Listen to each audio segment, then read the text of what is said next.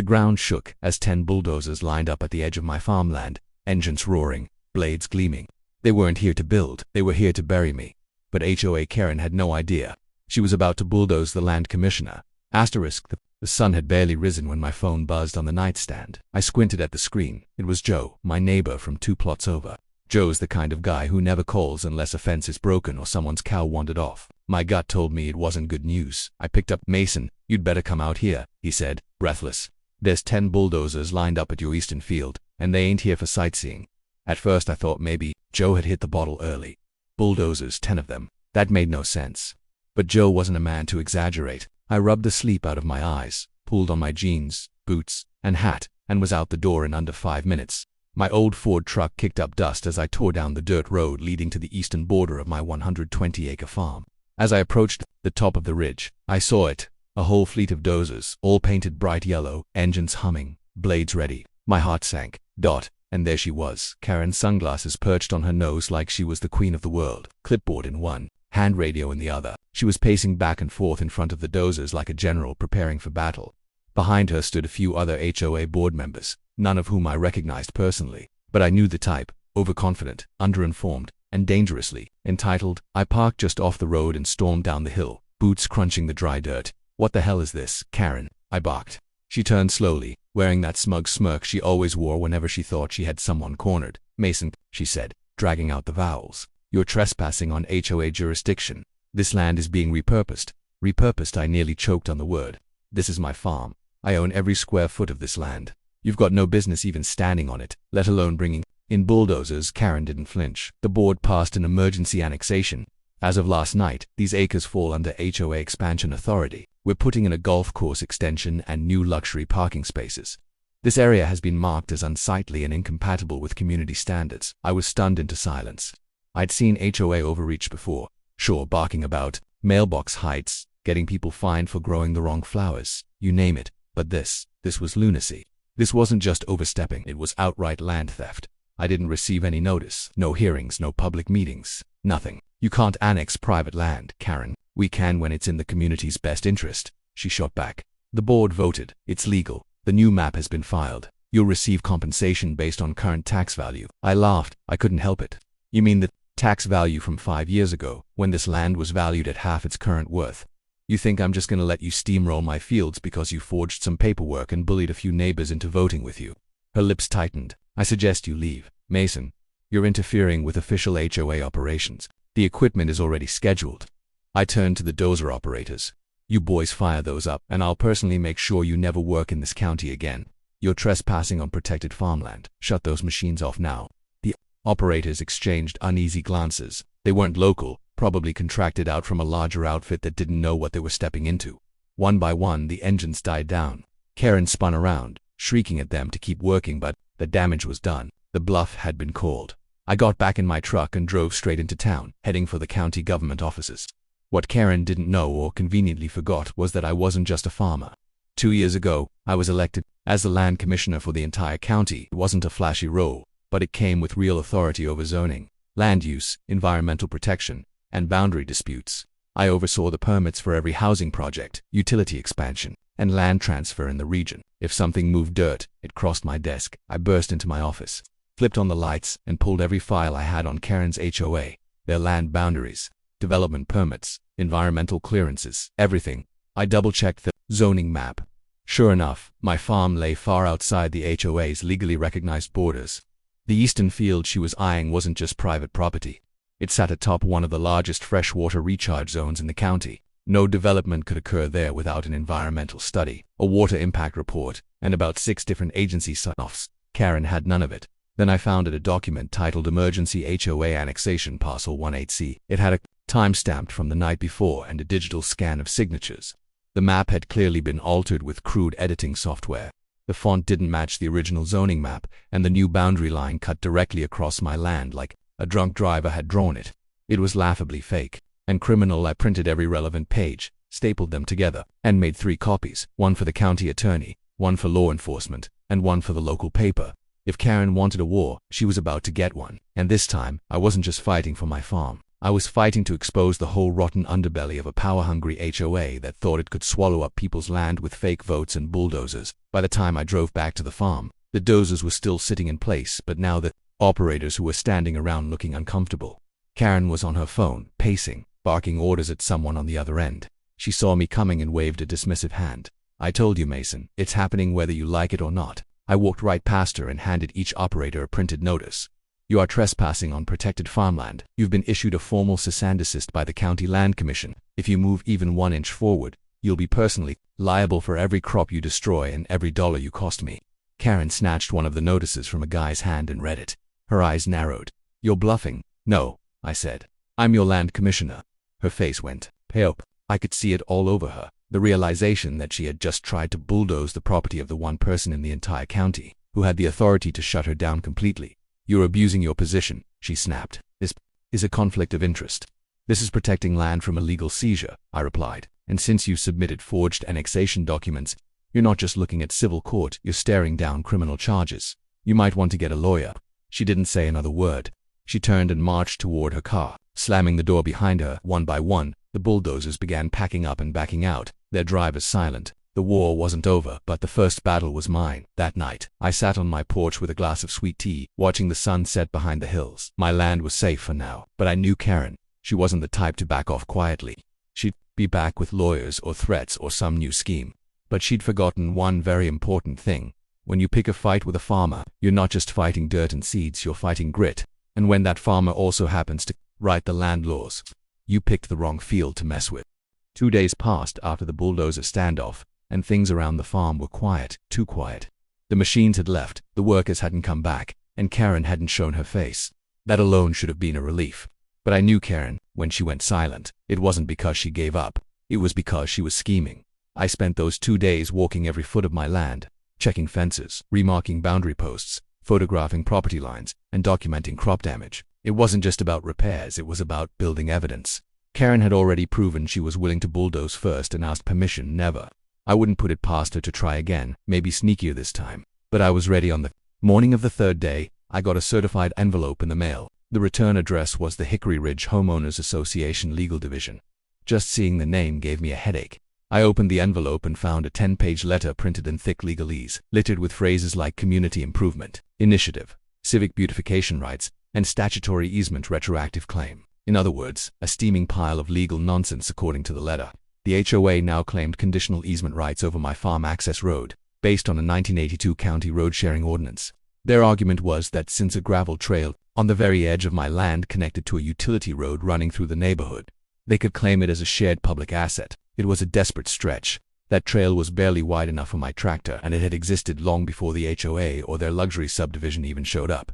I leaned back in my chair and blew out a breath.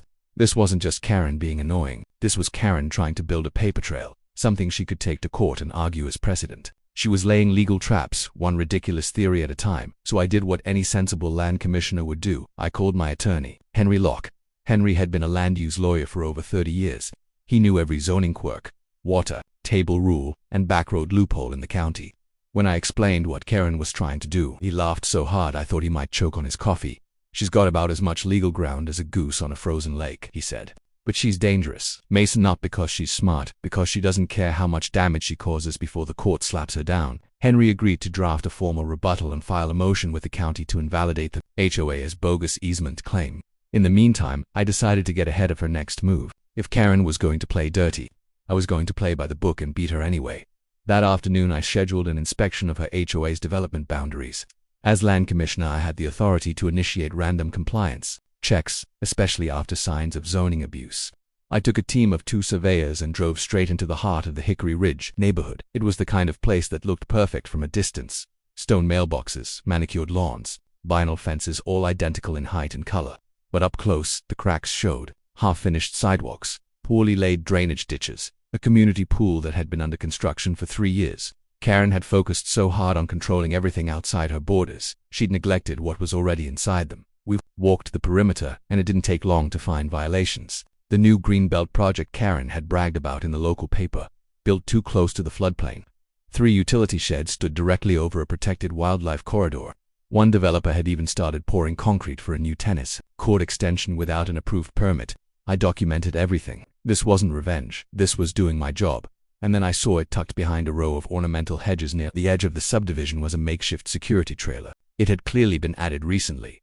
Fresh tire marks in the dirt, power cords running to a nearby transformer. A man inside was watching multiple surveillance monitors. When I knocked, he cracked the door. "Can I help you?" he asked warily. Introduced myself and showed my badge. He didn't relax. "This is private property," he said. "This is county land," I corrected. "And you're operating a surveillance trailer without registration on an unzoned patch of land."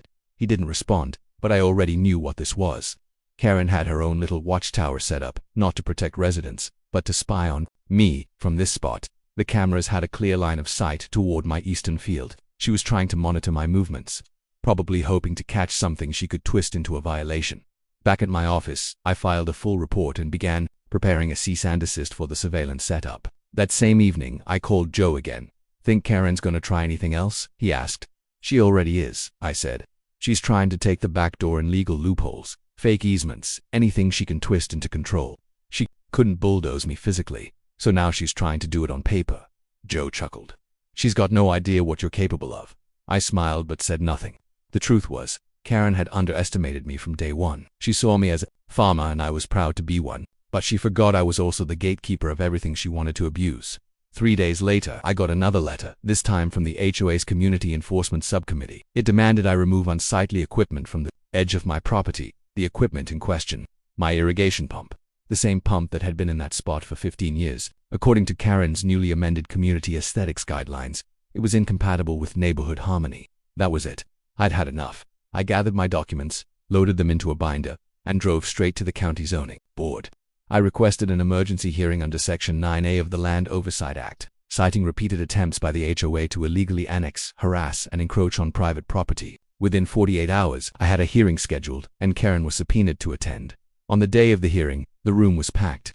Local reporters, HOA members, farmers, attorneys, even a few curious residents from Hickory Ridge, who had started to grow suspicious of their beloved HOA president. Karen walked in wearing a blazer and heels like she was testifying in front of Congress. She tried to smile, but I could see the sweat behind her makeup. When it was my turn to speak, I laid everything out. The bulldozers, the forged maps, the fake easement claim, the surveillance trailer, the aesthetics complaint, the misuse of community funds for private enforcement. One submitted copies of every document, time-stamped and notarized. When I finished, the room was silent. Karen stood up, hands shaking. She denied everything, claimed it was all a misunderstanding, that she had only acted in the neighborhood's best interest, that I was abusing my power out of personal spite. Then, the zoning chair leaned forward and asked one question. "Did you, or did you not, submit a boundary map that included land you knew was not under HOA jurisdiction?" Karen froze. Her lips moved, but no words came. Finally, she said, "I was told it was legal." "By whom?" the chair asked Dot. She didn't answer. The board ruled in my favor on every count. The HOA was ordered to halt all external development. The annexation was declared void. The surveillance trailer had to be dismantled within 48 hours. Karen was fined for filing fraudulent zoning paperwork and placed under investigation for HOA fund mismanagement. Her control over the board was suspended pending a full review. As I left the building, a few reporters swarmed me with questions, but I just gave them one line. "You don't fight fire with fire, you fight it with facts and law." That night, back on the farm, I stood at the edge of my eastern field, watching the stars flicker above the corn. It felt quieter now, not because the war was over, but because the worst part, the part where you don't know how deep the rot goes, was behind me. Karen had played her hand, and now the whole county had seen the cards, and I was just getting started. A week had passed since the zoning board hearing, and for the first time in a while, the air felt still around the farm. No dozers, no new letters, no fresh trespassing. Just the sound of the wind rustling through my cornfields and the distant clatter of my irrigation pump working like it always had. I'd like to say things had calmed down, that Karen had finally backed off, but I've lived long enough to know some folks don't quit, they simmer, and Karen, she was boiling beneath the surface. The county ruling had been a public humiliation for her. Her attempt to hijack my land had not only failed spectacularly, but had also dragged her into multiple investigations. Her HOA authority had been temporarily revoked. The surveillance trailer was hauled away, and several neighbors had started filing complaints against her leadership. But Karen wasn't just licking her wounds, she was regrouping. I started hearing whispers from town. A local contractor told me he'd been approached by a third party, asking for estimates on clearing land near the eastern border again. A real estate agent mentioned someone was snooping around, asking whether agricultural zones could be flipped to commercial use. None of it was direct, and no names were ever given, but it didn't take a genius to put it together. Karen was trying to work through proxies now. She couldn't bulldoze me herself, so she was trying to stir the pot from behind the curtain. I knew I had to act before her scheming took root, so I called for a public review of every open permit connected to Hickory Ridge HOA. I didn't need to dig long to find a mess. Turns out, Karen had greenlit several minor developments over the years that were quietly creeping beyond their allowed boundaries. Trail extensions, drainage modifications, even light poles that stood on land outside the original subdivision plat. On their own, they weren't much, but together, they formed a pattern, expanding influence by small, barely noticeable steps. She'd been doing it for years, inching toward my land like ivy up a wall. It was time to turn the tables. I contacted the county's Environmental Compliance Division and requested a joint inspection. Karen's Greenbelt project, the one that was supposed to be a serene patch of nature for the neighborhood. It just so happened to sit directly next to a seasonal creek that fed into our county's secondary watershed. That meant it was subject to runoff regulations, wildlife protection laws, and construction limits. I had a hunch Karen had cut a few corners when she cleared that land. The inspection confirmed it. Unpermitted soil grading debris dumped within 20 feet of the creek bed, and non-native plants brought in from out of state, likely to match some designer's vision of a perfect HOA green space. Worse, they found traces of chemical runoff, likely from a landscaping company spraying herbicide too close to the water. The inspectors took samples, filed their reports, and before the week was out, Karen had a formal environmental violation hanging over her head. I didn't gloat. I didn't call her. I didn't need to. The facts were doing the talking now, but I wasn't the only one watching her fall. Inside Hickory Ridge, Karen's once loyal board members had started to crack. One of them, a nervous woman named Cheryl, showed up at my office one morning. She looked like she hadn't slept in days. "I don't want to be part of this anymore," she said, voice trembling. "Karen's gone too far. I didn't know she forged those maps. I thought she had approvals for everything." I let her talk. She spilled everything: how Karen had pressured the board into signing off on rushed decisions, how she'd manipulated meeting minutes to hide dissent, and how she'd even redirected funds meant for playground maintenance into legal defense expenses. Cheryl gave me copies of emails, handwritten notes, and even audio recordings of board meetings where Karen dismissed legal concerns with lines like, "They won't come after us, they're just farmers." That recording hit me in the gut. That's what she really thought of us. That we were nothing more than obstacles in the path of her perfect HOA kingdom. With Cheryl's testimony, I passed everything along to the county auditor's office. They opened a financial review of Hickory Ridge and froze all outgoing HOA expenses pending investigation. Karen was now boxed in from every angle: legal, environmental, financial, and political. But it still didn't feel over. And then, one evening, I got the visit that changed everything. I was out in the barn, oiling the gate hinges, when a black SUV rolled up my gravel driveway. Out stepped a man in a dark blazer, clean-cut, clipboard in hand. He introduced himself as Victor Hanley, a federal land assessor working with the Department of Agriculture. "I was told you might be able to help me," he said. I raised an eyebrow. "With what, exactly?" "We've been reviewing land parcels in your area for possible inclusion in the Rural Conservation Incentive Program. We're looking for properties that have maintained agricultural use for more than 20 consecutive years, especially those bordering residential sprawl." I stared at him for a second, then nodded slowly. "You came to the right place." He asked for a tour of the farm, and I obliged. We walked the fields, looked over my irrigation systems, and even stopped by the bee boxes I kept near the tree line. He asked technical questions about crop rotation, soil care, wildlife sightings. I answered them all, not because I was trying to impress him, but because it was my life. This land wasn't just where I lived, it was what I knew. Finally, we stood near the eastern ridge, staring out at the border where Karen's subdivision crept as close as it dared. "I assume you've had some issues with the HOA next door," Hanley said, without looking at me. "You could say that," I replied. "Well, if your property qualifies, and I believe it does, you may be eligible for federal protection under the RCIP. That would make this land untouchable. No rezoning, no commercial development, and no forced annexation of any kind. Permanent status. It'd be signed at the federal level." I looked at him, stunned. "You're saying, if I apply, Karen can't touch this land ever again?" He smiled. "Not unless she wants to go toe-to-toe with Washington." I thanked him, took the forms, and shook his hand with a grip I hadn't used in years. This was it, the ace in the hole, the shield I didn't know I needed. Over the next week I completed every page of that application, attached every required document, proof of ownership, land use records, crop sales, environmental history. I even added maps, photos, and copies of the HOA's failed attempts to seize the land. I wasn't just making a case for myself. I was making a case for every farmer who ever had to stand up against some self-important HOA president who thought they were bigger than the law. When I dropped the envelope off at the post office, I stood there a moment and just watched the clerk stamp it. It was out of my hands now, but it felt like a weight had lifted. Karen didn't know it yet, but her war was about to end, not with a fight, but with a signature. and that signature would be written on a document she couldn't ever erase. 2 weeks after submitting the application for the Rural Conservation Incentive Program, I was back to my regular rhythm, feeding the cattle, checking fences, repairing equipment, and managing crop rotation schedules. The early mornings and long days grounded me, especially after the chaos of the last month. The farm was more than land, it was memory. My father had planted the first corn rows here when I was just a boy, and my mother taught me how to spot a good rainstorm by the way the wind smelled. This place wasn't just my home, it was a living piece of family history. That's why I wasn't about to let someone like Karen pave it over in the name of community beautification. But if I thought silence meant surrender, I was wrong.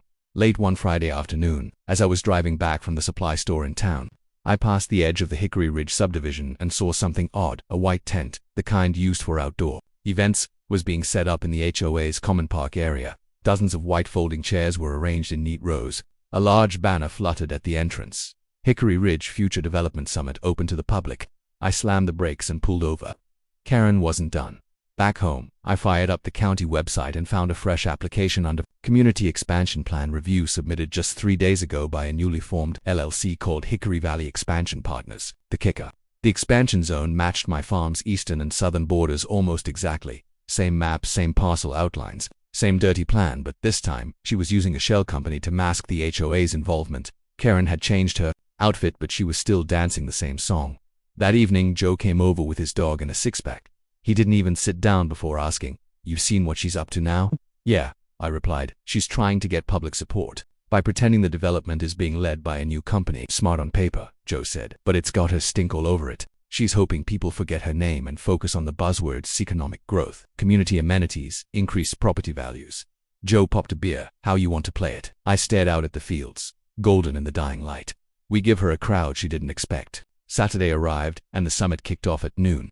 I showed up 30 minutes early with Joe, Cheryl from the HOA board, and a few friends from the farming community. We didn't wear suits or bring signs. We came in boots and denim, standing in a quiet row along the edge of the crowd.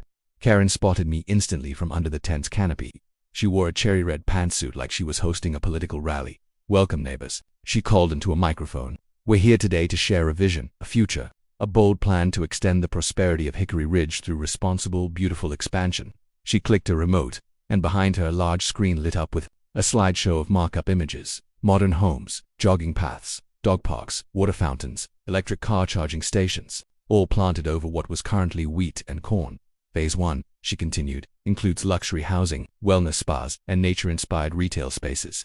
Phase 2 introduces an eco-village with sustainable design. We want to grow while preserving the beauty of our region." She spoke in buzzwords, stringing together phrases like forward-thinking development and community-connected ecosystems. To someone who didn't know her track record, it probably sounded dreamy, but I knew it was a lie. When the floor opened to public questions, I stepped forward. "Mason Carter," I said, my voice calm and clear, "Land Commissioner, owner of the Carter Farm." Karen blinked. Her smile faltered. "My land," I said, "is currently the target of this future vision. Has anyone here actually asked me what I think about being bulldozed to make room for a luxury dog wash?" Murmurs rippled through the crowd. Karen leaned toward the mic. "We're exploring opportunities, Mr. Carter. Nothing is being forced." "Then why is your LLC already requesting zoning pre-approvals? Why is your proposal map identical to the one you submitted under the HOA 2 months ago, before it was declared void?" Her jaw tightened. "Folks," I said, turning to face the audience, "you're being sold a fantasy wrapped in real estate language. This isn't about growth, it's about greed. She's trying to take private farmland, divide it into parcels, and profit. That's not community, that's theft in a business suit." Someone in the back clapped. Then another. Karen tried to interrupt, but I raised a printed letter, official correspondence from the Department of Agriculture, and just so there's no confusion, I said, "I've filed for federal conservation status on this land. If approved, and it looks likely no commercial development can touch it. Not now, not ever." Gasps now. One man near the front looked at Karen and said loudly, "You said this was already secured land." Karen's face turned red. "Mason is trying to block progress because he has a personal vendetta. He's abusing his position to protect outdated uses of land." That was it. I pulled out my phone and played one of the recordings Cheryl had provided, the one where Karen sneered, "They won't stop us. They're just farmers." Silence fell like a dropped brick. I handed the phone to a reporter in the audience. "That's the voice behind this project," I said. "She doesn't care about green spaces or the community. She cares about control." The meeting ended in a chaotic swirl of reporters, whispers, and neighbors walking away with their heads down. Karen didn't say another word. She packed up early, dodging cameras, while several attendees confronted her team about misinformation. The next morning, I found a single sheet of paper in my mailbox. Notice of withdrawal, Hickory Valley Expansion Partners LLC. Karen had folded, at least for now. But what happened next surprised even me. 3 days later, I received a call from a local congressman's office. Word about the attempted land grab had made its way up the ladder, thanks to the coverage of the summit and the federal conservation filing. They wanted to invite me to speak at a rural preservation conference in the state capital. "We think your story matters," the staffer said. "Too many HOAs are crossing the line." You stood up. "People need to hear that." I accepted, not for the recognition, but because I knew how many others were still fighting silently. Not everyone had a commissioner's badge or a background in land law. Some folks were just trying to keep their family farms alive and were getting steamrolled by people with no understanding of the soil beneath their feet. As I prepared my speech in the weeks that followed, I thought about everything that had happened. Karen had underestimated me, but more than that, she had underestimated the land itself, the roots, the people, the history. She thought she could draw a few lines on a map and erase everything, but land doesn't forget, and neither do the people who fight for it. The first morning of autumn settled over the valley in a golden haze, the air crisp and clean, laced with the scent of damp earth and wood smoke. I stood on my front porch with a cup of strong black coffee, watching the sun stretch its fingers over the rolling hills of my land. Everything was calm again.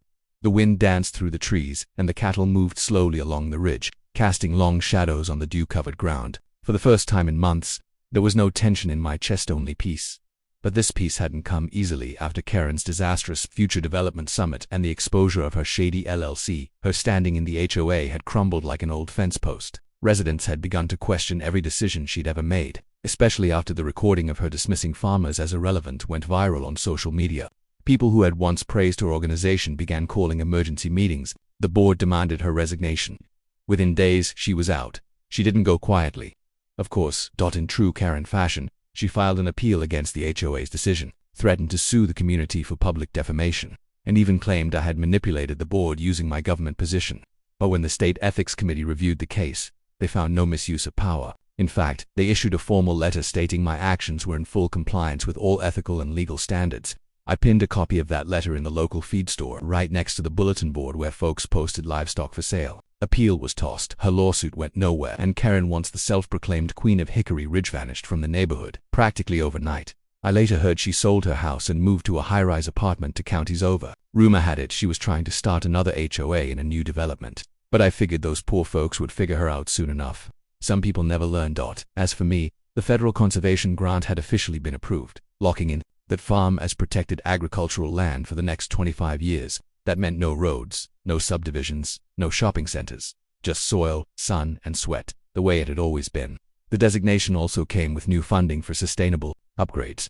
Joe and I had already started building a solar-powered irrigation system for the East Field. Cheryl connected me with a few other landowners who were interested in forming a cooperative, and we even planned a small harvest festival for October. What started as a one-man fight had turned into something bigger, a movement. People stopped me in town to shake my hand. The sheriff's office asked me to give a talk on landowner rights and rural law. A local high school invited me to speak to the FFA chapter. It was humbling. I hadn't done it for fame or favor. I'd done it because this land meant something, because it deserved to be protected. But the real closure came one quiet afternoon when a letter arrived, hand-delivered in a plain envelope. There was no return address, no stamp, just my name in big cursive writing across the front. Inside was a single page, typed, no signature, but I didn't need one. "You beat me fair, and I know it. You're not just a farmer, you're a wall. One I couldn't bulldoze. I've moved on. Don't worry, you won't hear from me again. But for what it's worth, I hope you understand. I only ever wanted what I thought was best. I was wrong about what that was." I stared at the letter for a long time. Part of me wanted to toss it into the fire. Another part wanted to frame it like a trophy. But in the end, I folded it in half and placed it inside my father's old lockbox, the one where he kept land deeds, crop records, and family photos, because this too was part of the story. Now later that evening, I saddled up my horse and rode out to the western field. The horizon stretched wide and orange, the sun melting into the earth like molasses. I stopped at the top of the ridge where the wind was strongest and looked down at the entire valley, my valley. Every acre, every fence post, every leaf, still mine, and it would stay that way. Joe pulled up in his truck, 2 dogs hanging out the window. He climbed out with a grin. "You coming to the COAP meeting tomorrow?" he asked. "Wouldn't miss it," I said, thinking about proposing a seed-sharing program. He whistled. "Look at you, commissioner and farm ambassador." I laughed. "Just a man who's done being pushed around." He handed me a fresh apple from the crate in his truck bed. Here's to the man who stopped the bulldozers. We stood there in silence for a minute, chewing on apples and watching the sun disappear. In the distance, an owl hooted. A breeze moved through the wheat like a whispered promise. The fight was over, but the farm, my legacy, was just beginning. Its next chapter. Want more true life, rural drama, and justice served hot? Like, share, comment, and subscribe to Bright Reality for powerful real stories you won't believe. Join the journey where truth wins and the land speaks louder than lies.